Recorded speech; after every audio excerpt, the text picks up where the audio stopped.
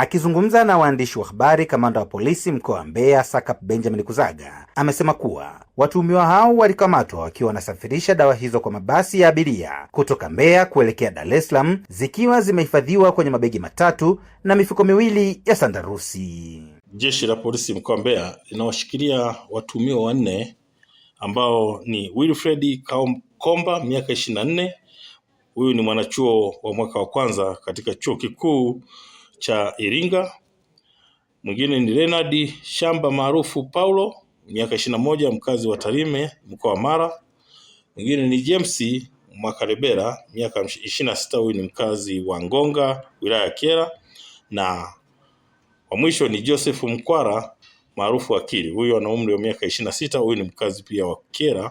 Hawa wanashikiliwa kwa tuhuma za kusafirisha dawa za kulevya aina ya bangi zenye uzito wa kilo 45 na gramu 785. Katika tukio jingine, kamanda Kuzaga ameeleza kuwa watu watatu wa familia moja wanashikiliwa kwa tuhuma za kumuua ndugu yao mwenye umri wa miaka 87 katika kitongoji cha Busoka wilayani Mbeya. Ni kwamba jeshi la polisi mkoa wa Mbeya linawashikilia ndugu wa familia moja ambao ni Solomon Mwambyare, miaka 68, na watoto wake wawili ambao ni Stefano Mwaisango, miaka 32, na Emmanuel Mwaisango mwenye umri wa miaka 36. Wote ni wakazi wa Busoka Masebe kwa tuhuma za mauaji ya Jeti Segerera mwenye umri wa miaka 87 ambaye alikuwa ni shemeji yake na mtuhumiwa huyu Solomon Mwambyare.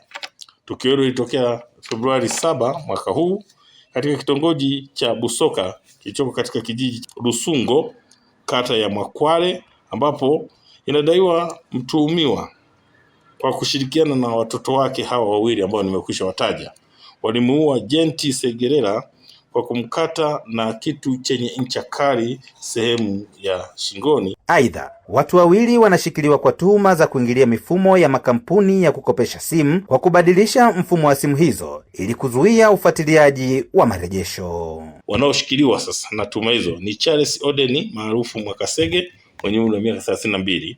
Huyu ni fundi simu mkazi wa Meta, na Isaac Charles maarufu Bebwa mkazi wa Shewa jijini Mbeya.